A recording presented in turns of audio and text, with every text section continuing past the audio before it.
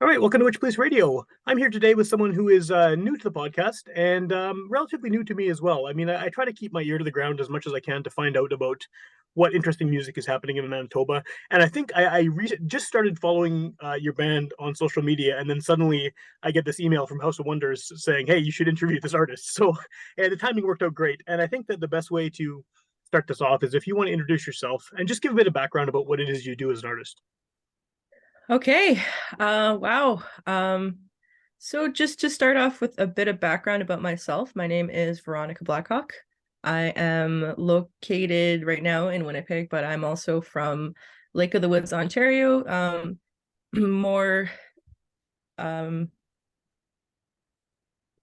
yeah. I the reserve I'm from is called Northwest Angle 33. I go there pretty often because it is like a huge part of my background and my traditions and just who I am as a person. So a lot of the art and the subject matter kind of revolves around that, and how my life as an artist in the city and a traditional Anishinaabe person intertwine. Um, so it's been a really nice kind of kickstart to our our sorry. It's been a really nice kickstart to just our introduction in the Winnipeg music scene. We started recording with Adam Fear in last year, uh in May. And when I say we, I mean me and my band, which is Lincoln Brown and Jordan Tate. Okay. They are my drummer and bassist that I met while going to Tech Falk High School. Oh, cool. Okay, so you spent plenty of time in Winnipeg, obviously. Then, leading up to now, if you went to Tech Talk.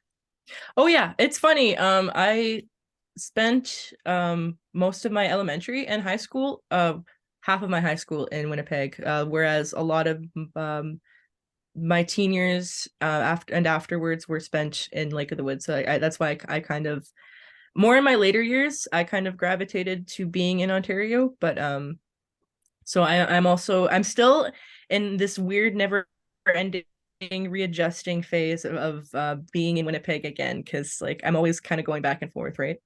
Well, the good thing about Winnipeg is that anyone who's lived here for even like a day, we tend to claim them as Winnipeggers. So I think that you qualify. You definitely fit the bill. So as far as the actual type of music you're playing, I mean, how long has this band actually been a band? Like, how long have you been working on this music? So I don't want to say I debuted, but like the first time I decided to start playing music under the name Tinge was in 2018. I got accepted into the Folk Fest Young Performers program, and it was like two originals and a Julian Baker demo. Um, from like it was then I liked being able to play solo because it wasn't so much to manage at that time. Like I was just coming out of high school and Yeah. I was just trying to understand and find a place in the music scene. And so I did it solo for like a few shows, but eventually like right off the bat, I knew I needed to find a bassist and a percussionist to fill everything out. Jordan, I met him in like ninth grade, so like he was always somebody that I would play with, even if it wasn't like super serious. So he was someone I reached out to right away. And Lincoln Brown was somebody we met kind of later, like when I came back into the city after moving around Ontario for a bit. Um, yes, yeah. It's well, I mean, it's especially it's good to find, especially like a rhythm section is super important, right? To find one that you actually feel like you can work with well, and having known one of them for as long as you have, that's got to help too, right? Having that connection with someone, friendship level before even the music thing, and being able to that's always like a nice thing to have in your back pocket as an artist, having someone that you have known for so long. Oh yeah, definitely. Jordan fills out everything in a way that it's just like impossible. It feels like so hard for me to go back out alone now. just having that additional melody, because I like to be super technical in a lot of my riffing, but there are a lot of songs where I kind of, it was more written in a meditative state, and all I really did was like play a few chords. And originally, like the single that we chose to debut with this month, Armed to the Teeth, originally, like I brought that to them, and I had so many doubts. I kept saying maybe this is just an acoustic one I play by myself for like the solo gigs. I don't know. It's a really simple song, really simple structure. Once I brought it to the guys, you know, Jordan added this bass riff that is just kind of like the primary bones of the song. And Lincoln, both of them have been instrumentalists their whole lives themselves too. So it definitely fills out um in a simple but just beautiful kind of structure that it sounds super it sounds like we took a lot of time to hone it down, but in reality like we kind of just roughed everything together within the past year and worked really really hard within a few minimal practices. Yeah. Cool, cool. Well, and you said a minute or two ago about sort of the technicality of some of the riffs you're playing. And it's interesting because I think people see the folk festival young performers program and they hear you talking about being a solo artist and they assume, oh, this is some kind of basic folk performer, which is not the case. But where does that come from? Having that kind of those kind of a lot more complex elements. When people maybe think of a solo performer and they tend to assume that it's one thing when you're obviously have a lot more influences and a lot of different things happening than just simply you know what you'd expect from the folk fest, I guess. Sorry, I'm not too sure if I understand the question that Okay, yeah, well. yeah. I tend to ramble with the questions sometimes. No, I think that well, I guess maybe a better way of wording the question that might solve the problem is what kind of stuff were you listening to when you first started playing music? What kind of stuff were you listening to, and what kind of sounds do you think inspired what it is that you do now? Amazing. Okay, perfect. I was really, really inspired by Julian Baker and Phoebe Bridgers.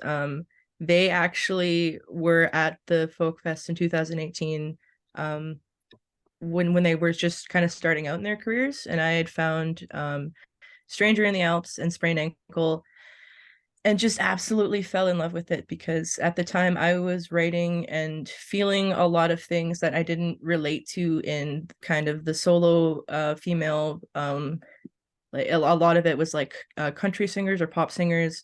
Yeah, And I kind of what I resonated was a lot more harder than that. It was a lot more uh tailored around conversation for mental health and just kind of stuff like that. So at first, I definitely I described myself as an indie folk artist because that more fit what I was doing as just like a solo singer artist. But later on, once I was able to kind of grasp and attain instrumentalists with a background like Lincoln and Jordan, I was able to kind of fill things out and more so do a little bit of like math rock inspired riffs. yeah. If you're familiar, I love math rock so much. I have a huge love for like post rock, and originally like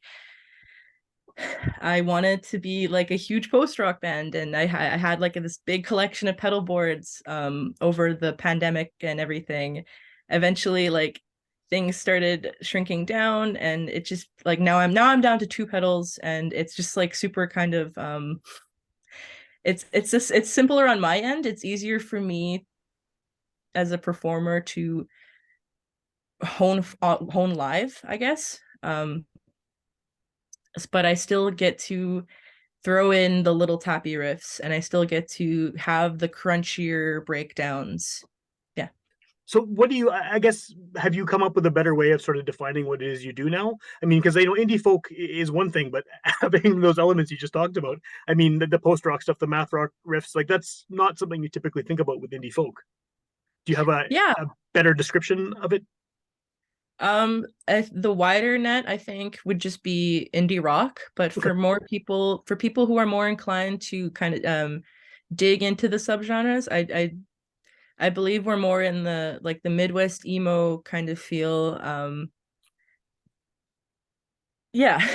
Yeah, and Mid- that seems to be a thing that is coming up a lot more. Just over the course of doing this show for the years that I've been doing it, I'm hearing people referencing Midwest emo again, like for the first time in years, as kind of a touch point where they're coming from and what they listen to. So, how did you get into that? Like, what's happening? Why is this becoming a thing again? It's great, but where did it come from on your end? Like, how did you sort of get into that stuff?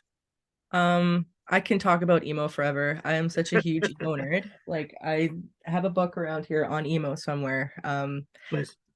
Genuinely, like it started out as me finding, I think, Alexis on Fire as a kid.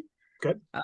I found, I think, yeah, like our access as Canadian youth was super limited to what we were able to see on television. And like this one time, like, everything was super Canadian, right? Because it was Much Music, Yeah.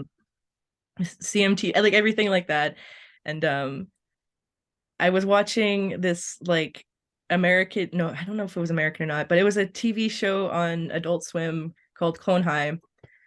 And it had this soundtrack that just like absolutely blew my mind. It was so cool. Like I didn't even have internet at the time. Like I remember I took my little camera and I like took pictures of the end roll credits Oh yeah. and like just so I can make sure I could find the artists. And I went down to the library and I researched them. And like I had to find out sorry what the sound was. And just from there, like in my teens, it kind of blew up. And I do a lot of sorry, I don't want to get too into it, but I have a kind of side project where I try to host and highlight a lot of different uh voices in the Midwest emo community. So Okay. it's like yeah, it's a big playlist with a bunch of different diverse artists, and the point behind that is just finding voices to discover, I guess, more along in that genre that I see myself in that are that yeah. So I can snowball in this topic forever. Sorry.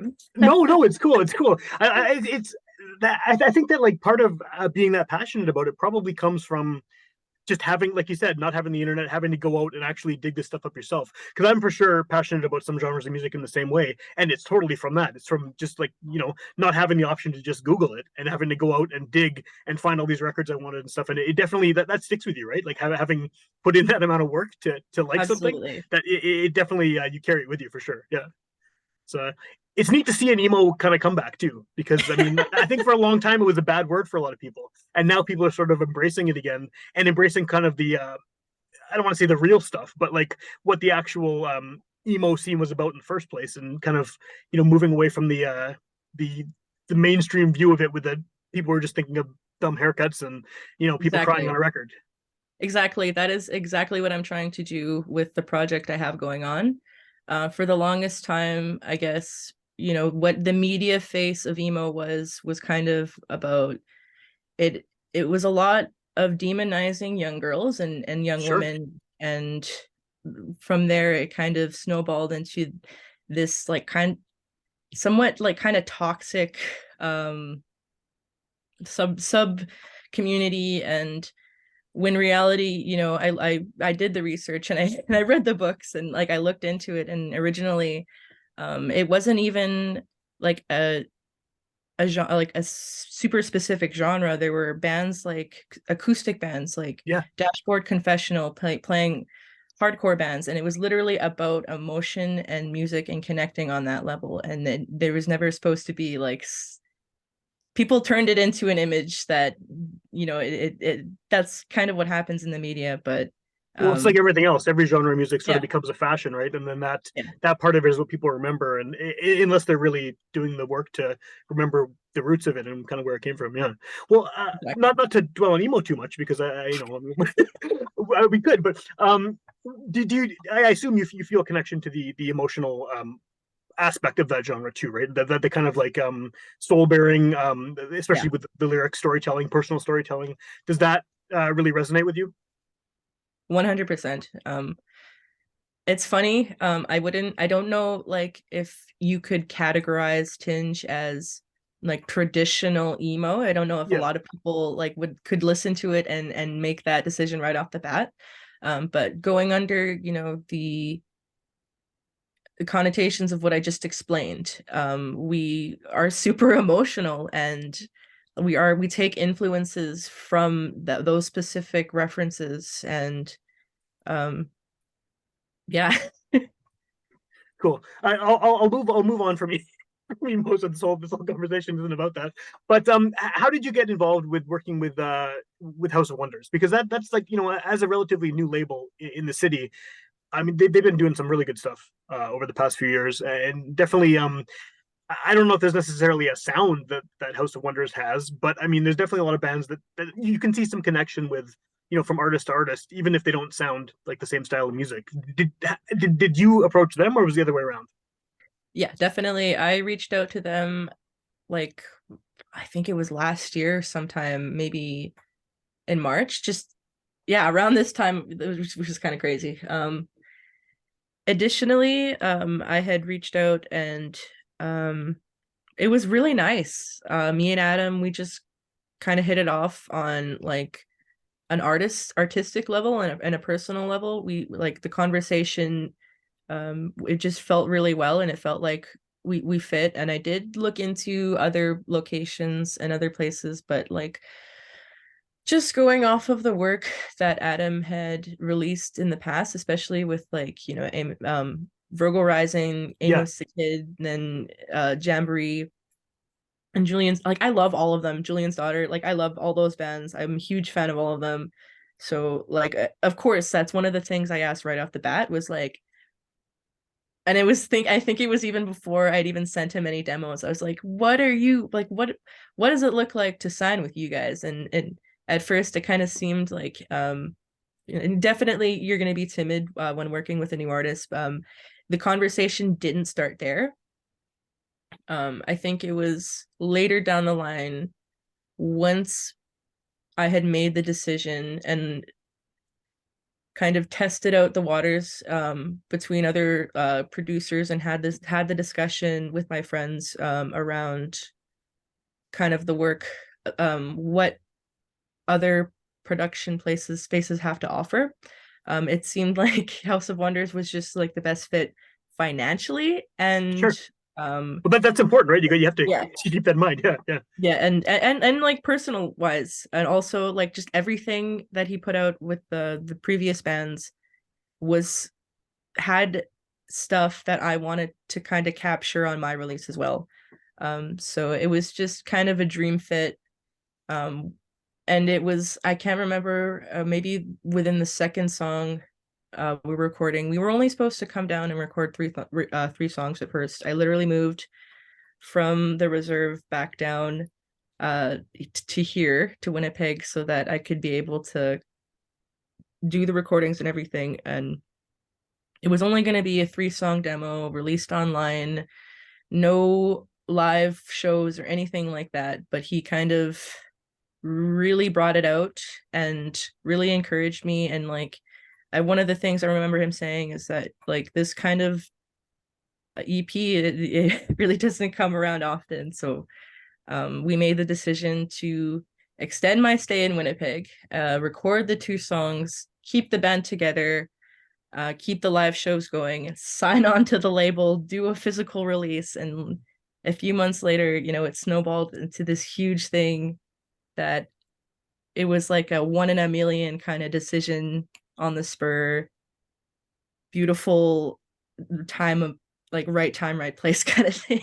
that's awesome. That's awesome. Yeah. So, how does it feel now that you know that? I mean, at the time we're recording this, it's like what, less than a month until the EP comes out. What is that feeling like? Sort of knowing that this is imminent and knowing that people are going to hear this record that you made. After all the time you put into writing the songs and rehearsing them as a band and recording them and all this. Like now that it's kind of about to come out, are you nervous about that at all? Or are you excited? You're probably excited, I'm sure, but I feel so good. I have been marinating on these songs for so long, and it wasn't, and it didn't, I never let it get to a point where I let it like destroy me to the like where I was like, I need to get these out. I never rushed it. And I got to work with some of the greatest people I've ever met, which is really nice. That always helps. Yeah, definitely. So like, and like the whole team has been super reassuring the whole time, super helpful. Like from what could have been just a quiet bedroom demo first debut Yeah, turned into this giant, like beautiful, like it would feels like a community space event type thing. And I'm really happy. I feel a little nerves, a little bit anxious about putting everything out there for the first time, and especially with the a bit with the work that Adam's been putting in for PR. Like I've never really had my face out there to this degree, so it's been super nerve-wracking in that sense. But I am also taking all the steps and all the time I need in order to work through the anxiety and just make sure that I am in a good place for the release and everything. And it's been really great. that's awesome. Well, and if you're proud of the songs too, right? I mean, that's gonna make all of the publicity stuff easier because it's, I mean, that's gonna come through. It clearly comes through. You're obviously, proud of what the work you've done leading up to this point. So that smooths things over a little bit, I think, when it comes to promoting yourself. Definitely. Yeah. So I guess at this point, with this release imminent, who are you hoping this record is for? I mean, obviously you want as many people as possible to hear it, I'm sure. But do you have kind of a listener in mind when you think of who you would like to see appreciate what you're putting out there? Wow. Yeah. Um, so a lot of the work I do kind of is tailored towards representation and giving access to, I guess, young folks that were like me in the past that didn't really know where to start with community or know um, or see themselves in many other artists, right? That is I think that's the main goal, but I think the wider sense is I'd really just love to be able to connect with anybody else that has dealt with the same kind of burdens and the same emotions and give them a safe space to feel them and acknowledge them. And myself giving myself permission to have space and talk about the content on the songs. I had to look at it like as a much bigger picture than just myself. Okay, um because like from knowing like the songs from Julian Baker and Phoebe Bridgers, how they helped me, like I'd really just love to help others connect with themselves in that sense too. I think it's a pretty good goal to have as someone, because I mean, once it's out there, it's sort of out of your hands, right? People will listen to it and interpret it how they see fit, and kind of it'll affect them how it affects them. But yeah, I think that's a good desire to have for your work for sure. Um, Again, at this point, when we're recording this, the EP is not out yet. The good thing about this being a podcast is someone could hear it the day it comes out, or they could hear it a year from now. What's Yeah. the best way to find your music, to find out what you're doing as far as upcoming shows and things like that? So right now you can find us, most of our first posts and announcements happen on Instagram at Tinge the Band, all one word. Um, Also on Facebook, if you look us up at Tinge the Band, all one word, we should pop up under Tinge as well. I'm also I'm on Instagram personally as Tinge the Person, just for like personal music community projects and other art projects that I do. So yeah, any I'm always open to collaborations and any questions or people just kind of wondering where to start out in their art too. So I'm always encouraging um young artists to just try. Cool. And then this is coming out on tape, like all the other House of Wonders releases. And I assume once that's happened, it'll be available in all the other digital formats that people tend to listen to music to these days, right? Yes, so we'll have an official home at houseofwonders.online/tinge for the next coming while. Okay. I do definitely hope to keep working with Adam in the future, and so yeah, you can definitely find us there and up on the website as well. Awesome.